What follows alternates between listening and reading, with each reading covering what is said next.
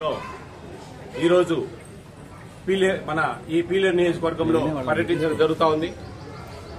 ఈ AP state food commission అనేది కేంద్ర రాష్ట్ర ప్రభుత్వాలు ఇస్తున్న ఉచిత ఆహారం మీద పనిచేస్తాయండి.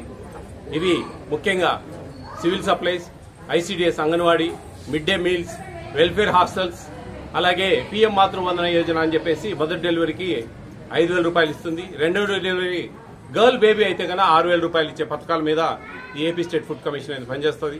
దీంట్లో ఎక్కడైనా ల్యాబ్స్ గ్యాప్స్ ఉంటే కన్నా చిన్న ఉంటే రెక్టిఫై చేస్తాం, లేదు పెద్దగా ఉంటే కన్నా షోకాజ్ నోటీస్ ఇస్తాం. మరీ ఫ్రాడ్ ఎక్కువగా, కరప్షన్ ఎక్కువగా ఉంటే కన్నా సస్పెన్షన్ కు జేసీ గారికి రికమెండ్ చేస్తాం. మాకు ఏపీ స్టేట్ ఫుడ్ కమిషన్ కు డిస్ట్రిక్ట్ గ్రీవెంట్ రిడ్రెసల్ ఆఫీసర్ గా జేసీ గారు మాకు కన్సర్న్ ఉంటారు. ఈ విధంగా కొన్ని ఫైన్స్ వేస్తాం, సుమోటోకి తీసుకుని కేసులు పెట్టచ్చు. ఇంతవరకు అంత పెద్ద తప్పులు మాకు ఈ కాన్స్టిట్యున్సీలో నాకేం కనపడలేదు. చిన్నవి ఉన్నాయి, అక్కడక్కడ రెక్టిఫై చేశాం.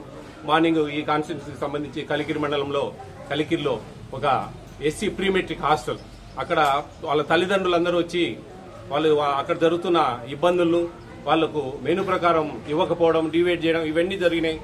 చికెన్ 3 టైమ్స్ ఇవ్వాలంటే 2 టైమ్స్ ఇవ్వడం, ఎగ్ 6 సార్లు ఇవ్వాలంటే 4 సార్లు ఇవ్వడం, ఇలాంటి వాటి మీద మేము ఆ డీడీ గారికి రికమెండ్ చేసి కొంచెం షోకాజ్ నోటీస్ ఇచ్చి నెక్స్ట్ మే నెలలో ట్రాన్స్ఫర్స్ ఉంటాయి, అప్పుడు మార్చండి, ఎక్కడికైనా వేరే చిన్న దగ్గరికి మార్చండి, ఇక్కడ బాగుంది అని చెప్పి చెప్పడం జరిగింది. అక్కడ ఇంకో గురుకుల పాఠశాలకు వెళ్ళాం. 450 మంది పిల్లలు ఉన్నారు, గర్ల్స్. చాలా అద్భుతంగా ఉంది. చాలా వాళ్ళు పర్ క్యాపిటాలో ఇచ్చిన డబ్బుల్లో మిగిలిన దాంట్లో కూడా వాళ్ళు మళ్ళీ ఫ్రూట్స్ అడిషనల్ గా తెచ్చి పెడతా ఉన్నారు. అట్లా ఉంటారండి రకరకాలుగా. అంగన్వాడీ సెంటర్స్ ఇప్పటికి ఒక 3-4 చూసాము, బాగున్నాయన్ని. చాలా మార్పు కనపడతా ఉంది నాకు వాస్తవం చెప్పాలంటే. నేను చాలా హ్యాపీగా ఫీల్ అవుతాను ఈ విషయంలో. ఎందుకంటే గతంలో అంగన్వాడీస్ లో చాలా ఈ అటెండెన్స్ మ్యాన్పులేషన్, సరుకులు ప్రభుత్వం నుంచి వచ్చిన సరుకులన్నీ కూడా తేడాగా ఉండడము. ఇప్పుడు దాదాపు నేను నిన్న మొన్న ఈ రోజు చిత్తూరు డిస్టిక్ ప్లస్ ఇక్కడ తిరుగుతా ఉన్నా. ఇంతవరకు ఏ ఒక్క అంగన్వాడీ సెంటర్ లో కూడా చిన్న పొరపాటు లేదండి. వాస్తవంగా చిన్న పొరపాటు కూడా జరగలే. అంటే అది నేను అనుకునేది అంతో ఇంత రీచ్ అయినానని నాకు ఇది 3 సంవత్సరాలు ఇప్పటికి నేను తిరగబట్టి 3 సంవత్సరాలు నాకు మంచి అనేది నాకు కనపడతా ఉంది వాస్తవంగా. కొన్ని వెల్ఫేర్ హాస్టల్స్ లో కొన్ని ముఖ్యంగా ట్రైబల్ హాస్టల్స్ లో చాలా ప్రాబ్లమ్స్ ఉన్నాయి. అవన్నీ గట్టిగా చెప్తా ఉన్నాం.